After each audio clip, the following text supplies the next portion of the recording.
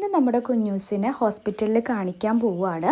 കാരണം ഞാൻ ഡെലിവറി കഴിഞ്ഞ് വന്നിട്ട് ഇനി ഇവിടെ ഒരു നല്ലൊരു പീഡിയാട്രീഷ്യനെയും അതുപോലെ ഗൈനക്കിനെയും മാറ്റി കാണിക്കണം എന്ന് വിചാരിച്ചിട്ടുണ്ടായിരുന്നു. അപ്പോൾ കുഞ്ഞിനാണെങ്കിൽ നമ്മുടെ ഡിസ്ചാർജിന് മുമ്പ് ഒരു ദിവസം NICUയിൽ കിടത്തിയിട്ടുണ്ടായിരുന്നു, മഞ്ഞുള്ളതുകൊണ്ട് തന്നെ. അപ്പോൾ ഒരു 2 days കഴിഞ്ഞിട്ട് വീണ്ടും ചെക്ക് ചെയ്യാൻ പറഞ്ഞിട്ടുണ്ടായിരുന്നു നമ്മുടെ അവിടുത്തെ ഡോക്ടർ. അപ്പോൾ അതിനായിട്ട് നമ്മളിവിടെ ഒരു ഡോക്ടറുടെ അപ്പോയിൻമെൻറ്റ് എടുത്തിട്ടുണ്ടായിരുന്നു. അപ്പോൾ നമുക്കൊരു ഉച്ചയ്ക്ക് 12 മണിക്കാണ് അപ്പോയിൻമെൻറ്റ് കിട്ടിയിട്ടുണ്ടായിരുന്നത്. അപ്പോൾ രാവിലെ ഞാൻ എൻ്റെ ബ്രേക്ക്ഫാസ്റ്റൊക്കെ കഴിഞ്ഞ് കുളിയൊക്കെ കഴിഞ്ഞിട്ട് നമുക്ക് ഹോസ്പിറ്റലിൽ നിന്ന് ഒരു പൗഡർ തന്നിട്ടുണ്ടായിരുന്നു മരുന്നുകളുടെ ഒപ്പം അമ്മയ്ക്ക് പാലിൽ കലക്കി കുടിക്കാനായിട്ട്.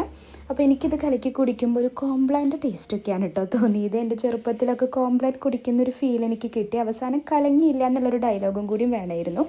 രാവിലെ വൈകുന്നേരവും അത് കലക്കി കുടിക്കണം കേട്ടോ.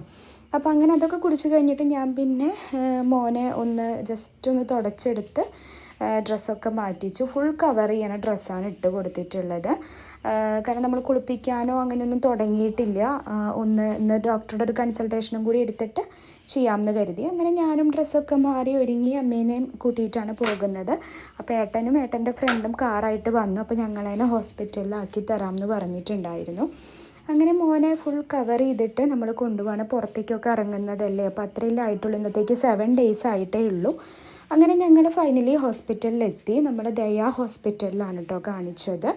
രാജഗോപാൽ ഡോക്ടറിനെയാണ് കാണിച്ചിട്ടുണ്ടായിരുന്നത്. അങ്ങനെ കാണിച്ചു. ഡോക്ടറെ കൺസൾട്ട് ചെയ്തതിന് ശേഷം വീണ്ടും ടെസ്റ്റ് ചെയ്യാൻ പറഞ്ഞു.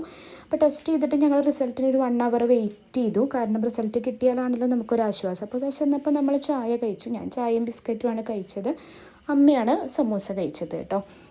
അങ്ങനെ നമ്മൾ റിസൾട്ട് കിട്ടാനായിട്ടൊരു 1 hour നമ്മളവിടെ വെയിറ്റ് ചെയ്തു.